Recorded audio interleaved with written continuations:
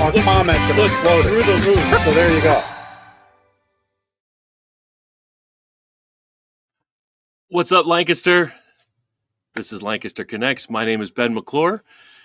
We are coming to you live from Gardner's Mattress and More. This is the business that my typical co-host, Jeff Janakovo, and I own, and Gardner's is the sponsor of Lancaster Connects. Lancaster Connects is a show all about great people doing amazing things, wonderful things in Lancaster, in the Lancaster community. Got a great guest for today. We're going to bring him on. He's a high energy guy, and we're going to have a great conversation all about who he is and the cool things that he's got going on with some of the youth of Lancaster County. If you are a regular watcher of Lancaster Connects, you may have noticed a new introduction. Thank you to Chris Stone from Cast Ahead Productions for putting together the new Lancaster Connects intro video. We've got a new logo, new Lancaster Connects logo. It actually coordinates with the Gardner's Mattress and More logo, so it's congruent, right? So the Lancaster Connects new logo, new introduction. I think it's amazing. Thank you, Chris, for all the hard work that you put into this show behind the scenes. I think we have a new outro as well, so stick around. You can check that out. It's pretty much the same as the intro, just saying goodbye, right, instead of hello. But anyway, great day, great show today. It is February 3rd, 2025. There are ways that you can watch this show, different ways that you can watch the show. Often people are watching this on Facebook. If you're watching on Facebook, I'd love to see a thumbs up, maybe a love, heart. Give us the little emoji of your choice there on Facebook. Give us send us a message. If you have a question for our guest, you want to know something about them, you have a question for us here at Lancaster Connects, we'd love to hear from you, whatever it is during the show. So Facebook, you can catch us on the Lancaster Connects and Gardner's Mattress and More Facebook pages. Also on YouTube, both Gardner's Mattress and More and Lancaster Connects YouTube accounts. LinkedIn is another place you can watch us. So definitely, if you haven't subscribed yet, go to YouTube, click the subscribe button. We're creeping close to 500 subscribers, which is fun. A few years ago when this started, we were at 0. Right. So a number of you watch regularly, love the show, and we feel great when we can make these connections within our great community of Lancaster County here. Past episodes. This is episode 180. We're this year we're going to hit 200 episodes. It's a pretty cool milestone for us here. Episode 180 today. Past episodes are available, all of them, every single one of them, lancasterconnects.com/episodes. You can see all the past episodes. Of course, you can go to YouTube, search up Lancaster Connects on YouTube. It's also this is a podcast. It happens to be a video podcast that you can watch, YouTube and Facebook, but you can also listen to it on all the podcast players. So Spotify, Apple Podcast, any place where you can listen to podcasts, you can listen to us. You don't just have to watch us as well, listen away. So I think... Oh no! One more course of business. If you'd like to be a guest on Lancaster Connects, we love telling again the stories of people doing amazing things in Lancaster County, nonprofit or charitable organization or community benefit organization, as we've been calling them recently, or a small business that gives back to their community in some way. That's what we do here at Gardner's. Gardner's Mattress and More is the business that Jeff and I own, and it's obviously the Lancaster community supports our business through the purchase of a better sleep system that can help them wake up happy every morning. That's what we do here. And this podcast is one of the ways that we give back through our Gardner's Gives Back initiatives. We have a perpetual food drive that we have our customers participate in. We donate to Off the Streets. We donate mattresses and bed frames and bedding accessories to Off the Streets, who help those in Lancaster County who don't have a home. They help them find a suitable home. So we feel great that we can help in that way. But Lancaster Connects is a vehicle for us to give back to the community by spotlighting, again, great people doing amazing things. If you'd like to be a guest on the show, Chris has it there on the screen, lancasterconnects.com/guest. fill out a simple form. I think right now we're booked for about 2 months from now, booked through the middle of April, and the calendar is actually filling up quickly. Got a lot of great conversations we're going to have coming up with some nonprofits and charitable organizations here in the Lancaster community through mid-April or so. And again, if you'd like to be on the show, that's the way to do it. LancasterConnects.com/guest, fill out the simple form, and we will get you on the show. All right. Speaking of guests, I think we're ready. Let's bring on our guest today. We've got Reji Woods. Reji, welcome to the show. Thank you. Thank you so much. All right. So, I mean, we've got a lot to talk about. You're busy. You're a busy dude. Busy dude. Super busy. Yeah. So you're doing some cool things with the Ephrata Performing Arts Center, which we've had on the show in the past. We'll talk about that. I know you're doing some things with the theater department at Ephrata High School. We'll talk about that. But you are yourself, you're a performer, musician. Let's talk about how you developed this passion for music and the arts and theater, and kind of how that started and what you do with your talents right here in Lancaster. Yeah, it kind of all started when I was 9 years old. Oddly enough, my mom took me to see it was like a touring show of West Side Story, and she had never gone to a play before, but she wanted to do something different. So she was like, "Let's get dressed. Let's get dressed up. I have a treat for you." And I was like, "Okay." So we got dressed up, went to the theater, both of us for the first time, and I sat and watched in awe of everything I saw. And I remember telling her at the end of that I was like, "I want to do that. I want to do that." And she was like, "Okay, all right, sure." But there was growing up, grew up in Florida, and growing up where we were, there weren't really a lot of opportunities for that for kids. So I never really got to do theater, but I did get to sing in church. So church choir was kind of how I learned. That year was actually the year that I learned I had a voice. After going to the show, I went to the public library, which back in the day they had CDs and cassette tapes and that sort of thing. Mm-hmm. So I would go and get them from the library and listen and emulate what I was hearing. And then when my mom realized that I could sing after hearing me sing in my room, she was like, "You got it. You can join the church choir." So I did that, and that was the start of it. And then once I got into high school, I got to do some theater, but I really didn't get into theater in depth until after I left for college initially. So okay, that's a crazy story. So I mean, I love that you had no clue what your mom was taking you to. You just knew you had to get dressed, and you were going somewhere. Maybe so we put on Sunday's best and went down. So that's so cool. And what was it about the show that you saw? I think you said it was West Side Story. Like West Side Story. You know what? I mean, it was. For me, I think I was a TV kid. So growing up, it was like TV was everything. But to see it, it was like I'd walked into the television. So seeing it live was really kind of cool.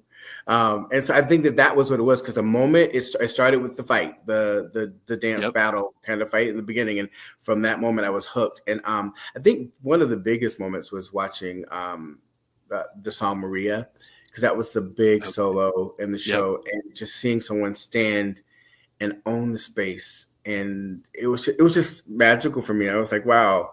I was like, I don't know exactly what that is, but I want to do that. And it felt like I was in the television. So, yeah. That's cool. I also love that, I mean, I think you and I are probably similar ages, that today's kids, if they see something, they just pull up their device or phone and but you went to the local library, and I mean, showing a little bit of age, right? Got the cassettes, right? The VHS and the cassettes, and watched and listened and developed the passion that way. I think that's so cool. I love it. Yep. So that's how it all started. That's cool. So, you perform. Talk a little bit about how you perform, what you perform in, what you've been involved in from a theater standpoint. I originally went to college as a political science economics double major. Oh, wow. And that good at it, but that wasn't where my heart was. And so when I was just about finished, I called my mom and was like, I want to go to school for theater. And she kind of like, okay, call me back. And I was like, okay, I called her back, and she had a couple questions about that. She was like, it's gonna really make you happy. Do you see yourself doing this for your future? And I was like, yes. And so she was like, all right, well, we'll make a deal, finish, come home, work for a year in your field, and whatever you save, I'll match for you to go back to school for theater. That's And I was awesome. like, okay, so that was the deal. And then I actually ended up auditioning for a scholarship, and ended up getting a full ride to the University of Central Florida Conservatory Theater. So I never had to pay for school for my musical theater. That's school. awesome. Yeah. So I got to go immediately. I didn't have to wait. So that was great. I mean, Yeah. I think theater is a whole lot more fun than the two majors you referenced. So, Well, in some ways. okay. For me, honestly, I actually really did enjoy. I enjoyed political science and understanding how the world works, and understanding how the economy affects that. Like, I'm kind of a nerd on that side of things. That's cool. But there was something about being able to stand in front of an audience and move that audience like I was moved when I was 9 years old. That's cool. There's nothing like it. So that was where my heart was. And I think I found myself in the fine arts department more than I was in my own department when I was in college. So Yep. That can happen. So how did you get to Lancaster? I'm curious about that from Florida. Yeah. So post graduation, I started working in theaters regionally. Yep. And I went to an audition called the UPTIS, which are the Unified Professional Theater Auditions that happen every year in Memphis. So I went to that, and it's really kind of cool because you go there and there's like 80, 90 companies that are sitting in an auditorium, and you get up there, you have your 90 seconds to do your song and your monologue. And then from there, they call you back. They'll call you back for their season or for roles in their shows if they have something that you fit. So I went to that audition, and Sight and Sound Theaters, which is right here in Lancaster County, was at that audition. And I was warned before going that they don't call a lot of people back. They're like, you gotta be good. They only really call like 4 or 5 people back. So don't have your hopes up for that one. Don't get your hopes up. Yep. Yeah. I was like, okay, well, cool. And I went in and did my thing, and I went and looked at there's a ballroom you go into, and all of the lists are on the walls, and Sight and Sound was there. And I looked, and my name was there. So I had my call back with them. And then I was at the time working in Orlando at a theme park called the Holy Land Experience. Okay. And so I was there, and they were like, they called and were like, can you do an audition today? So I was on campus at one part of the day, and I did one audition. I pulled a friend of mine out of our commercials class and was like, can you read with me? And they did. And then at my job later on, I was in the bathroom singing for my singing audition for Sight and Sound. And they offered me the job, but unfortunately it was March. I didn't graduate until May, and they wouldn't release me from school to go. Okay. So then I had to wait. And then I was working in Kansas and got a phone call from Sight and Sound asking if I was interested in auditioning. And so they actually flew me from Kansas to Lancaster to come and audition. And then I did get the job, and I was able to do it because I was out of school. So that's cool. And what show did you do at Sight and Sound, or shows? Well, the first one was Psalms of David. And so I came and did that, and then I left and moved to New York, and I was in New York for about 5 years full time. And then they called and asked me if I would come back and do the final year of Psalms of David. Okay. So I came in, I did the final year, and that was the year that the small theater was closing. So then I was like, okay, back to New York. And then so it was kind of cool because I was like, okay, well, I've gotten to come back. It was full circle. I ended up staying for 6 years. Cool. During that time, I ended up meeting my wife, Audra, who's from the area. And so I kind of never really left. At one point, I was living half the week in New York and half the week here so that I could continue my career. But then I got involved more here in the theater community and started to teach. And I was like, well, this is just where I need to be. And so I officially moved full time to Lancaster in 2016. So that's cool. That's cool. It's such a cool journey. And besides, all kinds of fun and awesome theater productions. Besides that, you've also been involved in some pretty high profile TV shows. Is that right? Yeah. My first official TV gig was on Orange Is the New Black. So I Yep. was it was really neat how that there's a Lancaster connection to that too in a way. Really? My agent got me the audition, and so I went in and I auditioned, and it was one of those things where I had to drive into New York for a 10-minute audition to drive back to teach that Wow. evening. And so I drove in, and she was like, I heard your agent said you were driving in from somewhere. I was like, yeah, from Lancaster. And I just finished the audition, and she was just like talking with me after. And I was like, yeah, Lancaster, PA. She was like, I spent my summers in Lancaster, PA. That's where my family vacationed. And we started talking about all the different landmarks and all the wonderful things about Lancaster. And so, I mean, like I know that the work I did on camera got me the job, but I think that that connection also like pushes you to the front of the list, I think. So it was a great conversation. And she was like, I'm actually bringing my kids to Lancaster this summer again. And so I was like, wonderful. So we had a great conversation there. And then so I got to do it.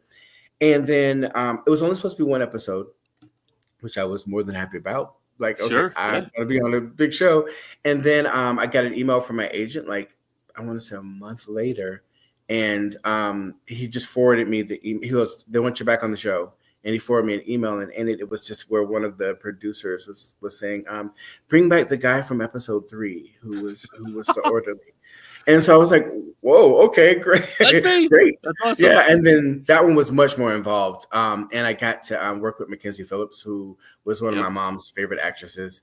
And like our big scenes were together. So that was really cool. And Natasha Leone, which is awesome too. So yeah. That's cool. So that was my first. And then I got to do The Marvelous Mrs. Maisel. Yep. Yeah, and that was a lot of fun too. Getting to work with Rachel Brosnahan and the whole cast was just so cool. So yeah. My wife watched that show. She actually just finished, I guess, the final episode of that. Just a week or two ago she finished that, and I told her about you coming on. I'm like, yeah, he was on that show. And then I showed a picture from your website. She's like, yeah, I remember that scene. So that was big pretty kitchen cool. Scene. Yeah, that was so much fun. So I want to know, like, what is that experience like? So you go up there, you're driving, an hour and a half to New York City. Just getting there is probably a challenge, parking, all of that for a 10-minute audition. And there's probably, how many other people are auditioning? Like, what's that like? Yeah, it's really cool. Well, what the first time I ever had to go to a film audition was kind of weird because I walked in and there were like 18 me's in the room. And I was like, it feels kind of awkward, but they were like similarly heighted, similarly sized, African-American men, like almost some of the same facial hair. It was really kind of weird. But that's the difference with theater and film and television is that like there is definitely a type that they're wanting for each role. Sure. And so they cast their net out and different agents get to submit the people that they have in their stables that match that. And then they pick who they want to see. And then you go in and you give it a shot and you hope that you've given them what they wanted. And sometimes they'll give you direction and sometimes they don't. So you go do your best and then you hope to get that phone call. Right. So you just have a script and you're kind of coming in with your own take on the part, right? So across 18 different people that are there that kind of, have the same look and build and everything as you, your performance, your tryout has to stand out, right? Stand out. Yeah. And one thing I will say to any young performer that is auditioning, and especially for film and television, do not be afraid before you do it to ask questions. Ask about if you have questions about the character. You don't want to spend an hour doing it, but you do want to, if you have any questions, and oftentimes they'll say, do you have any questions about anything? Don't be afraid to ask if there's something you don't understand. If you think there's a specific take they want on it, be willing to ask, but also then be flexible enough to make adjustments if that is what you have to do. That's cool. That's good advice. So theater performer, TV star, and now you're producing and directing performances with a couple coming up within the next month or two. Let's talk about your career as a director. All right. Well, I never thought that I would be directing, honestly. And then my mom, when I told her that one time, she was like, "What are you talking about?" And I was like, "Well, yeah, because I'm a performer. That is what I do, and I do the thing."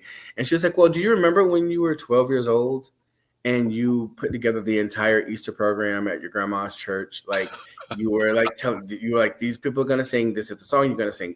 You're gonna do this scene. You actually wrote a script." And I was like, "Oh yeah, I did. I did do that. I'd forgotten all about it." She was like, "You've been a director since you were 12, so I fully expected that would be a part of your future." I didn't, so it was kind of neat. So Mom says it started at 12. For me, I think it officially kind of started for me with when I lived in New York. I had seen an article in the paper about why there was a question asked why weren't there enough African Americans on stage or what have you, and the person's response was, "Well, we can't. It's hard to find people. Like we can't find them." And I was like, all my friends, I could throw a stone and you have a great singer right there. And so we started. Me and 3 friends of mine started a cabaret group called Bending Threads. And it was cool. The 4 of us, and it was kind of neat because it happened somewhat organically, and we had a soprano, an alto, a tenor, and a baritone. And so for about 3 years in New York, we produced shows, and that was when I really began to understand the other side of things. Yeah. So we produced cabaret shows. I got to do a lot of the directing and some of the business side of it, while others had like the marketing side and the music direction side, that sort of thing. So we all, just as a team, we each took the other parts of what we do well and put it together. So we had a cabaret company in New York for like about 3 years. We still every now and again get together, and we're planning to have a reunion next year. So excited about that. That's cool. And then coming here to Lancaster, I really didn't think I would direct because I was working consistently, and then I had gotten the opportunity from Prima Theater. In one of their first seasons, I was asked if I would put together a show for January. Like, we just need a show for the month of January. And I was like, okay, great. And that was the first time I had produced the Motown, like a Motown review. Okay. Yeah. And since then it's been shown multiple times, and it's happened in multiple versions here in the city and in Mount Gretna. As a matter of fact, this summer we'll be back in Mount Gretna with our Motown review. But that was kind of the start of it. And then I continued to direct for Prima. And then I got the opportunity. I started teaching at Kavad Performing Arts. And they have a theater as a part of that. And my great friend, Stan Dean, who I miss deeply. There's actually a movie about his part of his life, Brave the Dark, that's out now. Oh, yeah. Yeah. But Stan was a mentor of mine. And he had just passed away in the midst of a show. The rehearsals of a show. And so I was asked by the executive director there if I would step in and direct that show. And so that was my first time getting to direct kids, because the cast was primarily kids. And that was just a wonderful experience. And I got to direct several shows there. And then it just started to like spread. The opportunities would come for me to direct, and I was like, sure, I'll take it.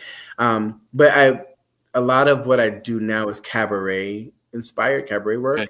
With Reji Woods Productions, we do cabarets and reviews throughout the year. We do a lot with Willow Valley. Communities, which we love going there. It's like second home. I'm sure. That's awesome. Performing all of the different venues there. And then a lot downtown. For a number of years, we had a Portrait of a Lady series that was downtown Lancaster. And what it would be is every Sunday we would have every 2 Sundays. So for 2 Sundays we'd do an artist. So like, let's say Adele, we'd have 2 weeks of Adele. Celine, 2 weeks of Celine. And it was themed, and it was all women, because I worked with some incredible women here in Lancaster. And a lot of them just didn't have an opportunity to shine and perform a lot. And so that offered an opportunity for for that to happen. We had 4 summer seasons, and that was at the Trust Performing Arts Center downtown. So That's that so was cool. directing and producing. That was great. So that was kind of that series kind of led to other things opening up and other opportunities. And now I'm getting the opportunity to direct to different local community theaters as well that that want to they're like, well, come on in and let's do something different. Let's, show something different. And so I'm grateful to be asked to come and be a part. That's awesome. I mean, thanks for sharing the journey. It's a great segue to the Ephrata Performing Arts Center, who was an organization that has brought you in to direct Six, the teen edition. So I don't know what Six is. Maybe our audience knows, but tell me what Six is, and then let's talk about your, I guess, directorial debut at Ephrata EPAC, Performing Arts Center. Yeah. Mm-hmm. Well, Six is kind of like a modern retelling of the stories of the 6 wives of Henry VIII. Okay. And it's done though in like a concert type style. So basically, they have this competition basically to see who should be the big winner, who should lead the band, kind of thing. Okay. Based on who was like the worst, who had it the worst under Henry VIII. Because we know that his wives were divorced, beheaded, died, divorced, beheaded, and one survived. So it's just a retelling, but it's a modern kind of retelling, and the music is just amazing. I think that actually the writers won Tony Awards for the music for the show. Okay, cool. Yeah. So teen edition means that it's teenage performers, I'm assuming. Teenage performers, and the original show has some spicy double entendres and a few other things that in a New York audience would fly. But with the teen edition, some of that has been changed. So so those coming know that some of the lyrics have been tweaked, and some of the songs and rhymes have been changed just a little bit to make it just a little bit more completely family friendly and good for a teen to be able to perform. That's cool. What unique elements might you be bringing into the show? Oh, well, because it's a concert, it's nonstop. So there's no intermission. It is like song after song after song after song. That they're tied together by kind of seamless that introduce the next situation that leads to the next song, but it is non-stop. But we the production team there has just done an incredible job.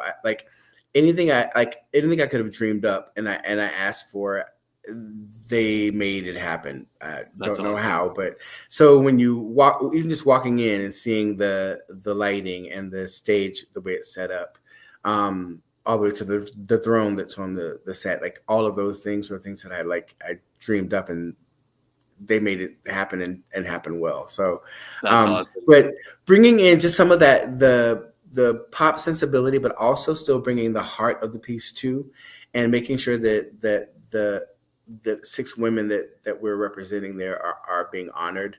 It's really cool. And the girls are they're in love with the music and the show, and they are killing it. So proud of them. It's the best cast I could have ever had. That's cool. So before I missed saying it, I think Chris, if you could put that graphic back up on the screen, the dates are this upcoming. Is that Friday? Is this Friday? Yeah, we open Friday through the 16th. So it's a short run. It's a little over a week, right? Yeah, 2 weekends. It's Friday, Saturday, Sunday, and then Thursday, Friday, Saturday, Sunday. That's cool. And tickets are available on the Ephrata Performing Arts Center website. Just go to their events page, click on 16 edition, and you'll see the ticket links there.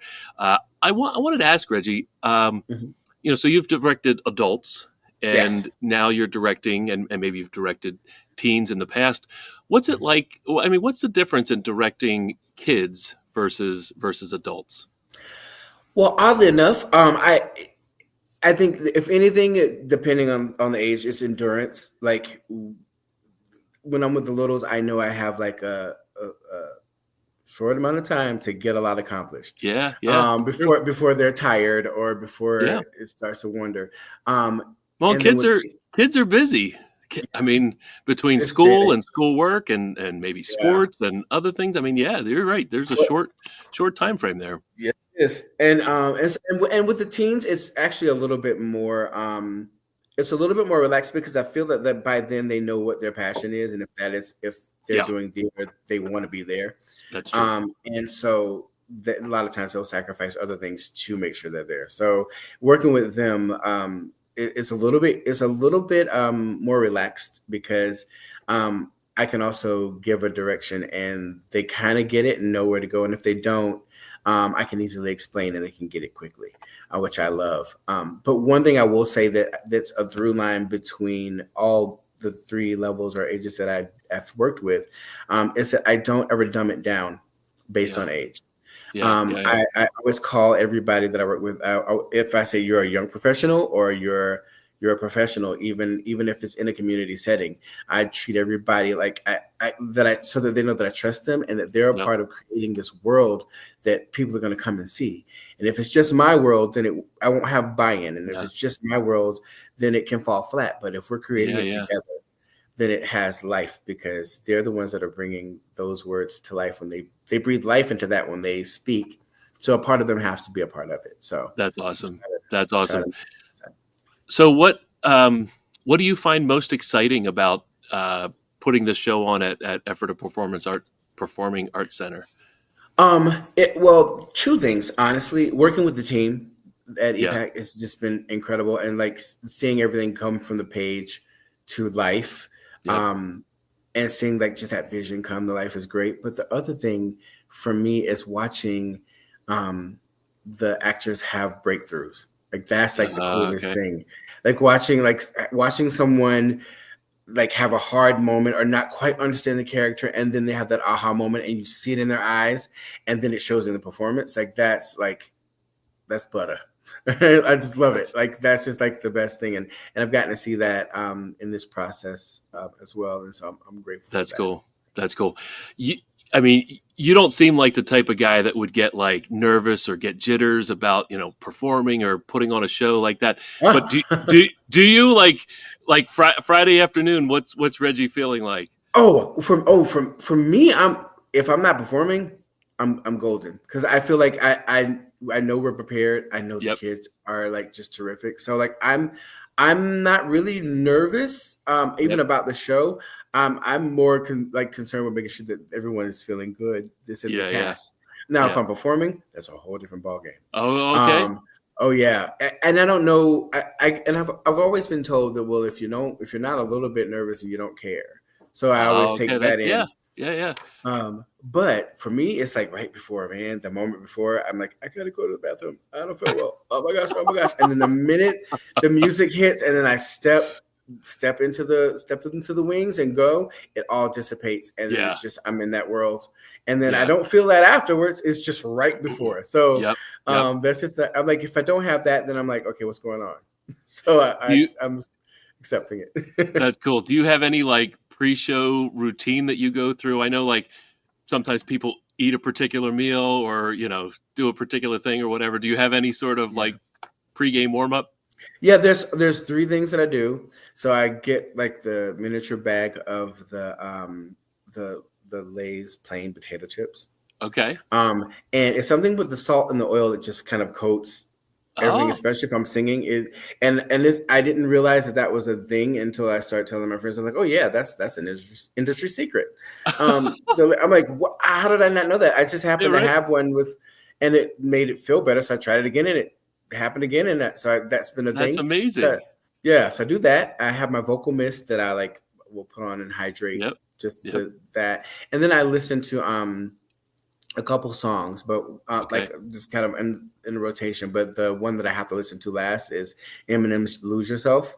Because it just gets me pumped up and ready to go. I love it. And even if I was like, it was funny because I did Romeo and Juliet with the Classical Theater of Harlem like a few years ago.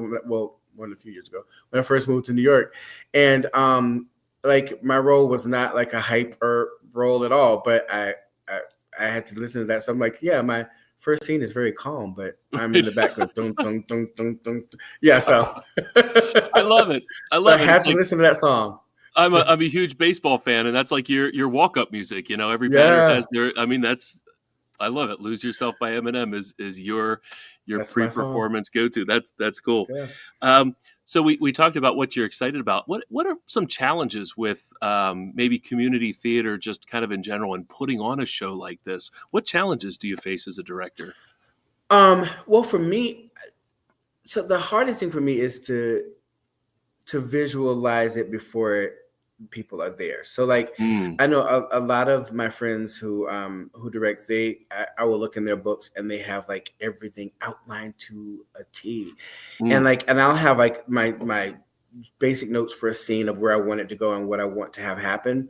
But I used to be the person that would write it all down, and then it would get there and it would all change, because once you get the chemistry of the people in and get the bodies in, you just never know. And also with auditions, you're kind of beholden to whoever comes that day to audition. And so it's like putting together the puzzle that makes the best show.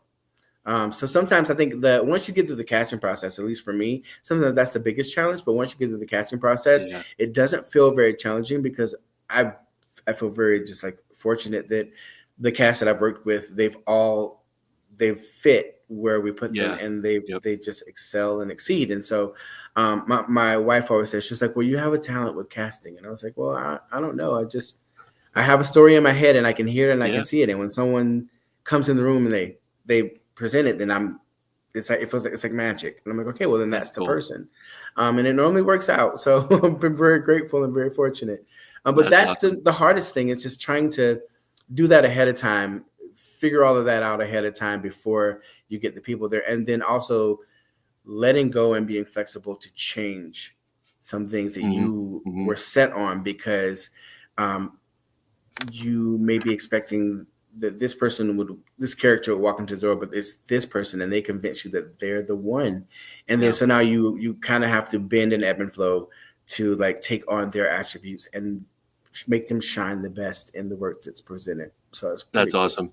And I got to think that cast members will make suggestions that might improve the show, and that's something you would need to consider as well too, right? Oh yeah, I'm very much a collaborative director. That's cool. If there's an idea that it doesn't really matter to me where that idea comes from. If it's a good one, we're going to go with it, and it's only going to make the show better. It's only going to make the community better.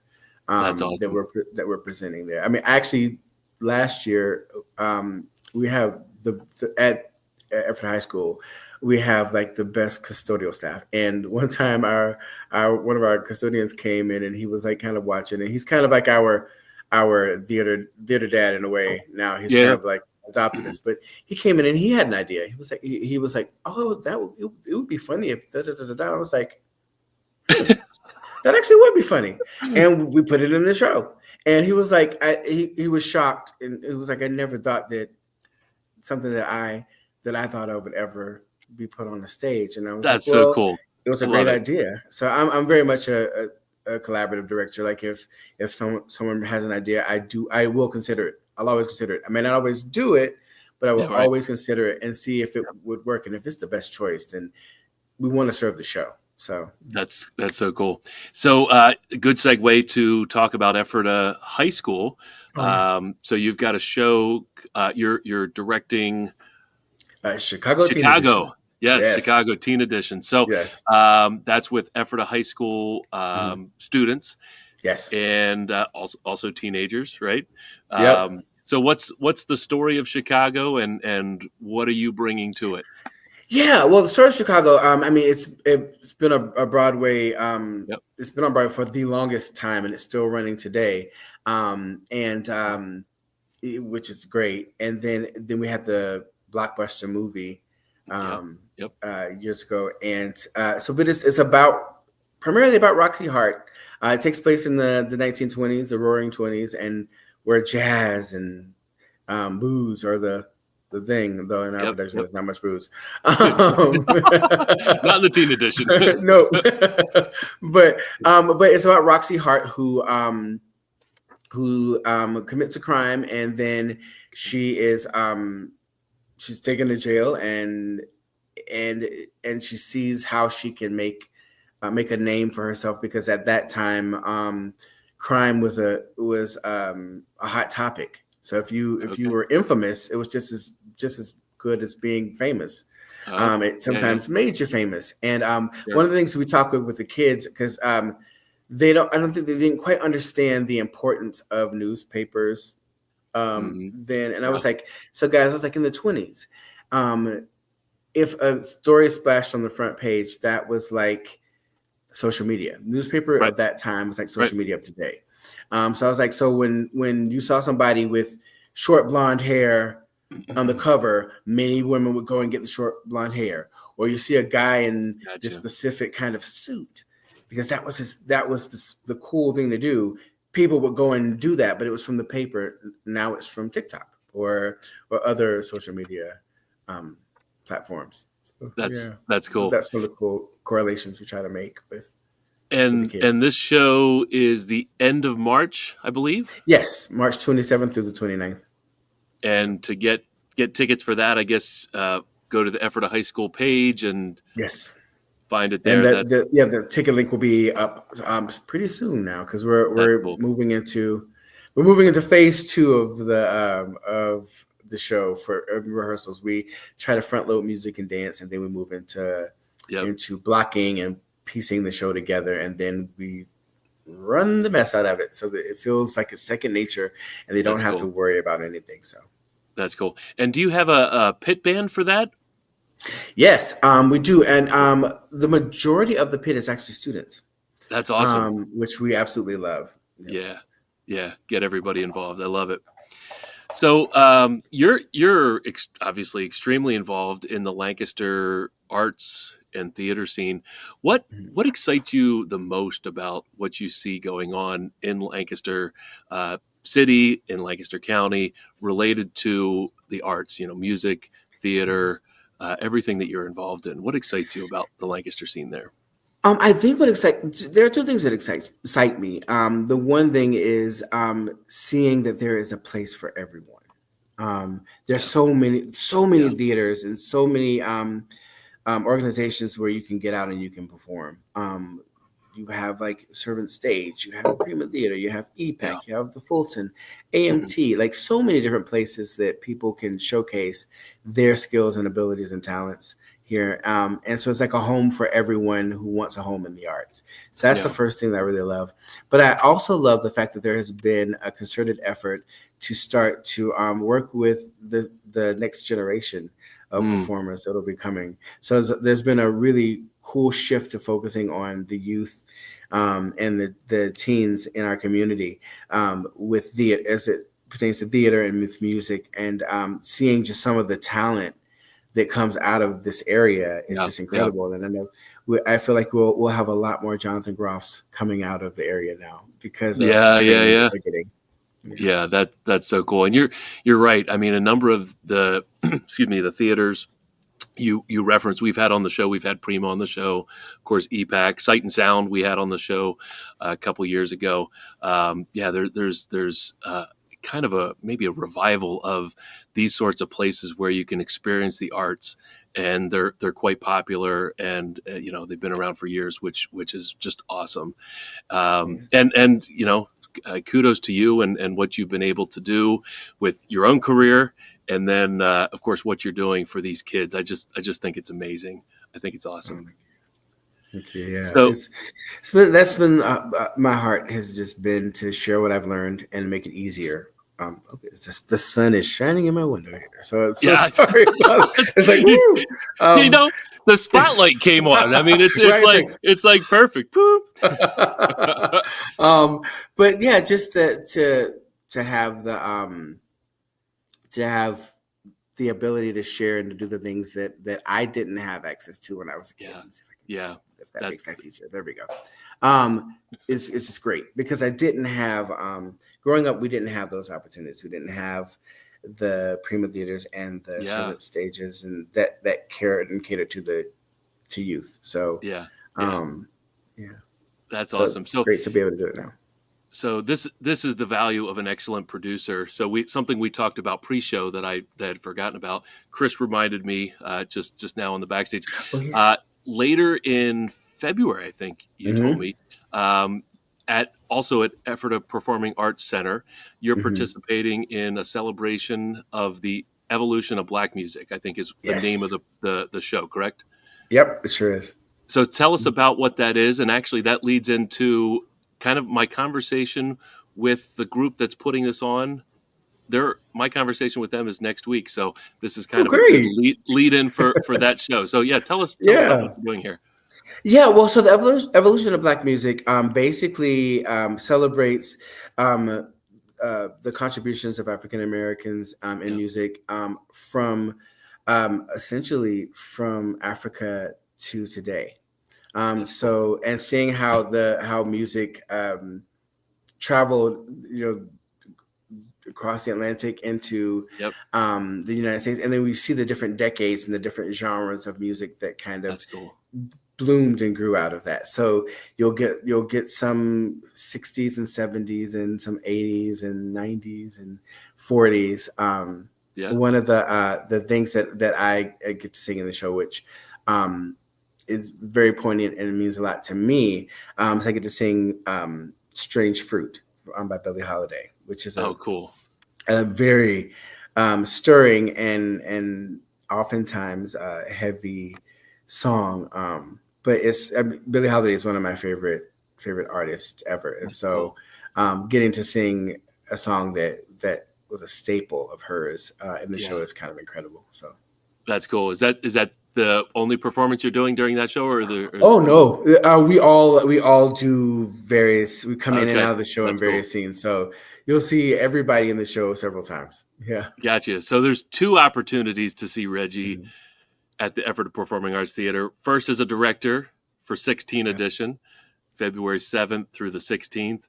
And then in this production of The Evolution of Black Music, March 21st and 22nd as a performer. That's Yes. awesome. I love it. I love it. Anything we missed? Anything you'd like to tell our watchers? I almost said Um, watchers. Watchers or listeners? well, I'm trying to think if there's anything. Well, this past weekend, so I in everything else that I'm doing, I'm also the executive director of the Miss Lancaster County Scholarship Competition Oh, and, wow. and Okay. organization. And Yeah. so Saturday was our big competition this year, this past Saturday. So we Okay. just crowned 6 new title holders that'll be competing in June at Miss Pennsylvania and Miss Pennsylvania's Teen. So yeah, so that was a lot of this past week was kind of full I'm between sure. going to rehearsals for both things and then prepping for that show. It was kind of crazy, but it's nice to finally have things settled. But it was a beautiful night and great That's show, cool. and we're really excited about the year ahead. That's awesome. Was that held here in Lancaster? Yes, it was actually at Ephrata High School in the auditorium. Okay. Yeah. Awesome. Well, I mean, thanks for taking time out of your busy schedule to share your story on Lancaster Connects. This has been awesome to Absolutely. learn about, your career and of course what you're, like the heart you're putting into these young kids, both at Ephrata Performing Arts Theater and Ephrata High School. It's pretty amazing. I mean, I want to be in one of your shows, just like Woo-hoo. knowing your passion and you're fueling these young kids. I think it's awesome. I wish you a lot of luck with the upcoming shows and your own performance at the theater later on here in March. So Thank you so much. yeah. You have time for a couple other questions? Oh, absolutely. All right. So, so we talked to Reji, the performer and the director. Now we're going to talk to Reji, the person, maybe get to know you a little bit better here. Sounds good. So, like, if you're not on stage or behind the scenes, running a show, what do you like to do to unwind here in Lancaster County? Well, I mean, honestly, I'm often a homebody because I really, really love it. Something that relaxes me and that I love to do is I love to cook. Oh, yeah, So okay. yeah, that's like a thing for me. And my wife will she'll come in and it'll be like in the middle of the night and I'm like chopping carrots.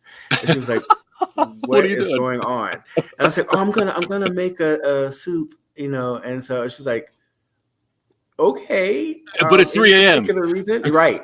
Like legitimate. And there actually have been times she's like called out from the back and she's like, "Are you cooking something?" And I'm like, "Yeah." She goes, "It smells great." I'm like, "All right, good night. Good night." So she's Love it. from bed hollering out because she smelled something that I was cooking.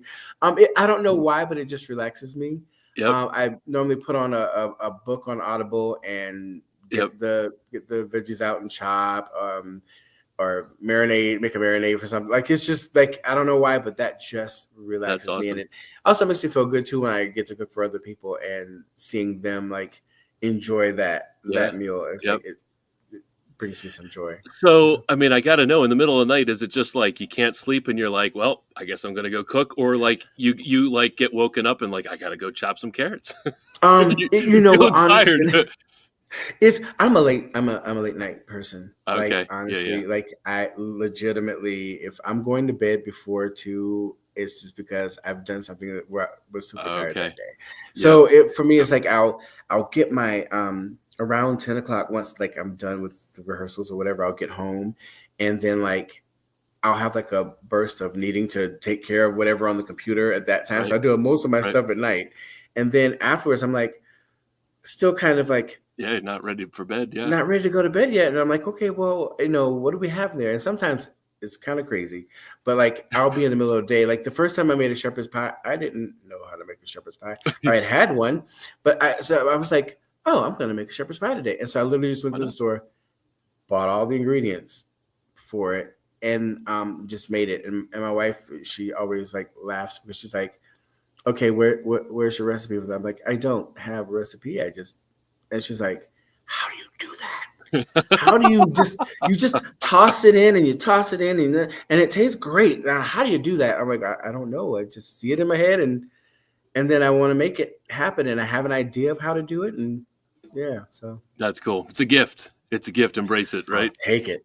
There you go. So maybe, I mean, we just talked about food. Maybe you have a thought here.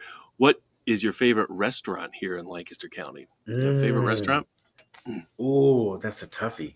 Because there's different types. Yep. And you don't want to make somebody feel worse than somebody else if you don't pick their restaurant. Right. But I will say, like I went to a place for the first time last night. In Ephrata. It's called the Nara Cafe. I passed by. I had never seen it before. During the pandemic, it was a different. It was a hilltop, and I had we would go there and during the pandemic because it was close to home, and they were open, and so we would to keep the doors open. We would go and get dinner every like once a week. Sure. But it's a new thing, and so I went in, and a friend of mine was like, "Well, I'm going to go to Nara to get some sushi," and I was like, "There's sushi in Ephrata, like and." Like really, like and it's good. And I was like, okay. So we went and so I went to Nara Cafe and it's really good sushi. I was so shocked. I was really excited, and it turned out to not let me down. So I'm like, I think I might be going back there very soon and taking my wife. But I think if I was to pick, it's hard to pick one. Yeah, no, it's okay. If I pick two. Two's cool. Yeah. Three Sisters. It's a Thai restaurant that's in downtown Ephrata. Amazing. Mm-hmm. Amazing. Okay. I like Thai. And then Tacos El Gordo. Where's that? That's like it's also funny enough. It's in Ephrata downtown. I was shocked by that. Like because my go-to before then was the Press Room. Like that was my favorite restaurant. And so when that closed, I was just like, man, like that because that was my anytime I wanted to go somewhere, I'd go there because I really loved the food there.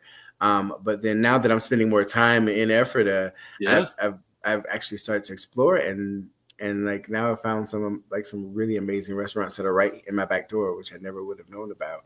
That's awesome. So grateful for that. Yeah. All right. Well, I mean, thanks for sharing your favorite food spots. Thanks for sharing a little bit more about what you like to do, cooking in the middle of the night. We all have our things. I love it. And thanks for sharing about your journey. Your performing journey, your theater journey, your experience on TV, like TV shows that people know. It's so cool. Yeah. That's what people call me. And there's also a meme. I didn't realize until my cousin. She was like, I was in a work. She was like a work Zoom or something, and someone was sharing something, and like I guess they were talking, and then they did a group text to the people. I guess, and sometimes on Zoom, people want to talk to each other. And then so there's one of me in my scrubs, and I have a line that I say to Natasha Leone, good luck with that. And I turn my shoulder and tell her that over my shoulder, and she was like, so why is my cousin a meme? And I was like, what are you talking about? So literally, I'm a meme. There's me turning around going, good luck with that. Good luck with. Oh, Chris, we've got 5 minutes. Come on, Chris is furiously behind the scenes trying to find this meme. We got to find it. That's so cool. Yeah, it was hilarious. So yeah. I mean, what are you more proud of, the meme or the performance on this show? I'm kidding. Well, that's so cool. It's funny to I'm getting phone calls on that sometimes. It's like, okay, great. But she brought it to my attention, and I saw it, and I was like, oh my gosh, this is real. Okay, that's kind of funny. That's got to be a surreal feeling. I mean, it really was actually. And my one of my best friends who was like, "Yeah, you made it now. You're a meme." So I was like, "Okay," and at least it's a positive meme, so I'll take it. Well, and that's it. Yeah, there's so many that are like, just person caught at the wrong time on a photo or whatever. So that's cool. Well, again, thank you for being on Lancaster Connects. Thank you for sharing about who you are and the journey you've been on with theater. And then again, good luck with these shows. We've got Ephrata Performing Arts Center, the show 16 edition. That's here February 7th through 16th. Go to Ephrata Performing Arts Center's website to get tickets. And then again, we've got in, is it February or March? It's February, right? For the Evolution of Black Music? Yeah, February 21st and 22nd. Yep. Okay, yep. Yeah. I just had the 21st and 22nd written down. I wasn't, didn't remember which month. So yeah, there it is right there on the screen. Purchase tickets at the Ephrata Performing Arts Center website. Good luck. So see you as a director with 16 edition and as a performer there with that show. I think that's going to be amazing. And again, I'm talking to Them Collective, who is, are they the ones behind this show, like putting it all together? Yeah, they created it. And that's cool. Yeah. So they're my Lancaster Connects conversation for next week. So I'm excited to talk with them. So I'll name drop you in that conversation. So cool. Well, this has been great. Thank you so much for taking time out of your busy schedule to be part of our show. Appreciate it. Oh my gosh, thanks for having me. It's been pretty incredible. And I want to say real quick before I go. When I saw that Gardner's was attached, I was like over the moon because that's where me and my wife bought our bed. Oh yes, thank you. Right before the pandemic, and we love it. That's awesome. Yeah, it was So we saw that because we had done an exhaustive search, and we kept being told that Gardner's is the place, and I was like, okay, well let's go look at it. Let's go check it out, and it was awesome. So when I saw the name, I was like, oh, I know them. That's awesome. I appreciate that. Thanks for being one of our customers, and thanks for sharing those kind words. I love that. All right. Cool. Well, have a great rest of the afternoon, and have a good rehearsal tonight. I'll try my best. Yeah. Well, 2 rehearsals. So oh my gosh. You got Chicago first, and then we run over to 6. So. Oh my gosh. I don't know how you keep it straight. My wife. On the calendar. That's true. That's gotta be real. Yeah. She keeps me like on time. So that's awesome. That's pretty much it. That's awesome. Well, maybe we'll interview her next time. Yes. She'd be a good interview. Cool. All right, man. Awesome. Have a good afternoon. Thank you so much. Yep. Take care. Oh man, that was such a fun show. I mean, we've got like a minute to go. I'm just going to do a quick testimonial here for Gardner's Mattress and More. Actually, you know what? I'm not even going to do that because Reji just gave us an amazing testimonial. That's all we need. Appreciate Reji sharing that. I didn't even know he was going to do that. So that was pretty cool. So yeah, that's the testimonial for Gardner's Mattress and More. Again, this business that Jeff and I co-own together allows us to produce a show like this. Again, highlighting amazing people doing wonderful things in the Lancaster community, like Reji Woods. That was a fun conversation.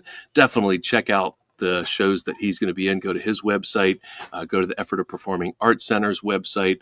A lot of great shows being put on there. Yeah, RejiWoodsProductions.com. You can see everything that he's doing, which is many, many things. Such a talented guy. I love it. And, Ephrata Performing Arts Center, definitely give their shows a look. If this one coming up is not one that you can do, they've got plenty of events throughout the year that are amazing. So thank you for watching today. Got a great show next week. We've got Them Collective on. Again, they're putting on a presentation called The Evolution of Black Music at Ephrata Performing Arts Center towards the end of February. Going to have a great conversation with them. And I look forward to connecting with you next time. Till the next connection. Have a great day.